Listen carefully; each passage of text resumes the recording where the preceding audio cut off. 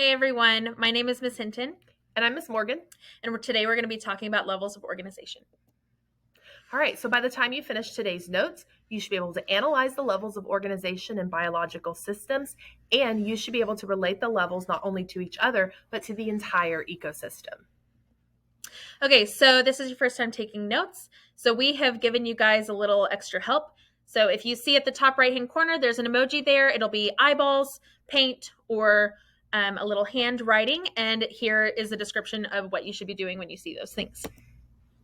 So let's get started on the levels of organization. This diagram starts with the smallest unit of life, which is the cell. Anything smaller than that is considered to be non-living. For ecosystems levels of organization, we start with the organism and we go all the way up to biosphere. And we'll talk about those in more detail in just a minute. Before we get into that, we need to throw back to some vocab words that we've probably all forgotten over the summer, which is biotic and abiotic. If we break this down, you can see bio means living. And so that's all of our living things. And abiotic, if you have a before the word, that means not. This might help you break down some vocabulary now and later. These are all the things that are not living, like air, soil, water. So if you see those in a picture, you know that abiotic factors are present. So if a tree dies, is it no longer biotic? No, it's still biotic. It's just dead at that point. Awesome. Love that for the tree. All right, so the ecological levels of organization, like I said before, start with the organism. As we move up in the levels, the complexity of not only the system itself increases, but the entire globe increases in its complexity as well. So, organisms are an individual of one species. When we combine multiple individuals of one species, that's a population.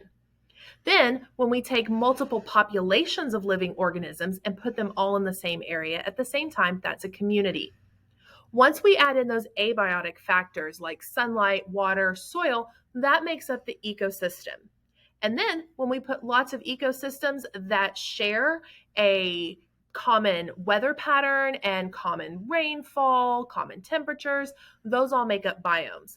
And Ms. Hinton, what are some examples of biomes? Tundra, rainforest, desert. Awesome. So those are biomes. And then when you put all the biomes together on planet Earth, that makes up our biosphere. Whee! Did you get that information? So you got a draw and a write. Just a reminder, these are important vocab terms that will come back and you will see them again later. So you need to have a little sketch, doesn't have to be pretty, the word and a definition in your own words, and you will be golden. If you needed to go back and pause, I ran too fast, so I'm sorry. Now we're going to play a game. What's my level of organization? So you can see the eyes there. We're just wanting you guys to listen and kind of see how we apply this information we just gave you into what you guys will be seeing in the classroom. So we're going to look at this picture here. We see just a fish. He is lonesome. So this is an organism. A group of similar looking fish would be a population. Then when we start to see other biotic living factors, that is a community.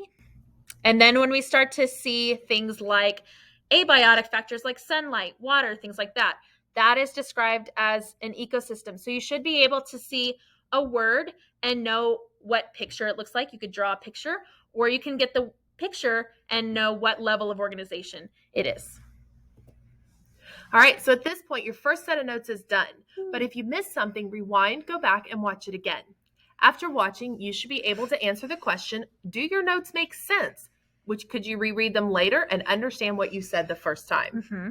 So even further than that, will future you be proud of current you? So I know that this is the first day of school, but it might be worth going back and looking at if it does make sense. So that way when you're studying later, it makes sense. And finally, were there any topics that didn't make sense to you?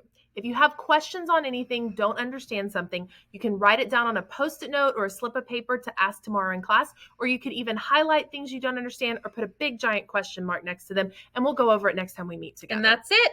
Bye. Bye. This is our first video too, so we don't know how to stop. Yeah, I don't know how to stop. The training wheels are gone. I'll stop it on my other thing once I let's see. Roll the credits. Yeah. Bloops, bloops,